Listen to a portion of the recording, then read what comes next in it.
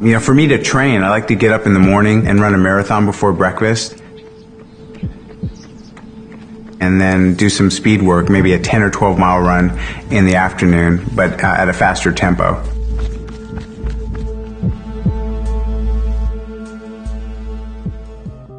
The first time I heard about running 100 miles, I thought no human is capable of doing this. And when you do it yourself, I think it just breaks boundaries. I've run 135 miles across Death Valley in the middle of summer, which is the hottest place on earth. It was 131 degrees. And I've run a marathon to the South Pole, which is the coldest place on earth. It was minus 45 degrees. Once I ran 50 marathons in all 50 U.S. states in 50 days. I've run on all 7 continents twice, so I've seen a lot of the world through running. I kind of followed the prescription for happiness that we have here in America. You go to a good college, you get a good degree, you get a nice job, you make a lot of money, you buy a lot of shit, and happiness follows. We had money in the bank, and we had a 401k and insurance, and he was miserable. Absolutely miserable. I didn't feel like there was any intensity in my life. I mean, everything kind of came easy. I was so comfortable that I just wanted to destroy myself. I was in San Francisco on my 30th birthday with my buddies. About 11 o'clock at night, I said, I'm leaving. So I walked out and ran 30 miles that night, straight through the night, and became a runner the next day. I've been sliced and diced and analyzed by a lot of the scientific community. There's a program called Stan Lee's Superhumans. And they found that I have a unique ability to buffer something called lactic acid, byproduct of cellular respiration. Say you take a heavy weight and you start doing curls, you can do maybe 4 or 5 reps, and then you start feeling that burning sensation in your arm, and you got to put the weight down. Well, that's the buildup of lactic acid. That just doesn't happen to me.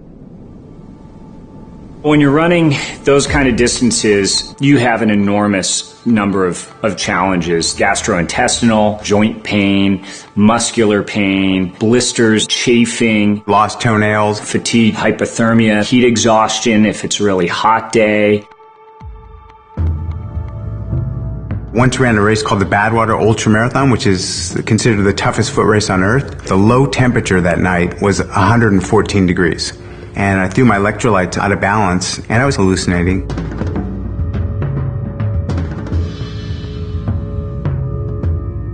And my crew said they found me passed out on the roadside, and I'd been asleep for 6 hours.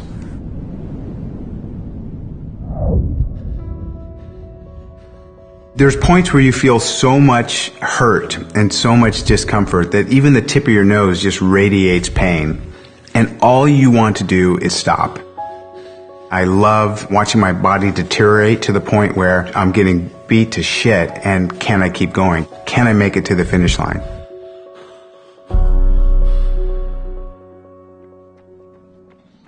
You know, there are tricks I've learned. One of the tricks is you don't get ahead of yourself, so you just be in the moment. It's very rare we live in the now. I mean, usually we're thinking about the future, or we're checking our Twitter feed, or we're getting texts, or reflecting on the past. But when you're in these conquests like that, you don't think about anything except being the best that you can be in that instant of time. So I just say to myself, take your next footstep to the best of your ability. Okay, take your next footstep. And it's a struggle. Sometimes just to put one foot in front of the other is a struggle. What's remarkable is he has a running career that has not included any sort of significant injury. You know, some people say you only have so many foot strikes in your life that you're going to wear out your knees. You know, you can only take so many steps, and then it's, your back's going to go, something's going to go. Bullshit. People ask the hypothetical, what would happen to you if you can't run? I always tell people my finish line is a pine box.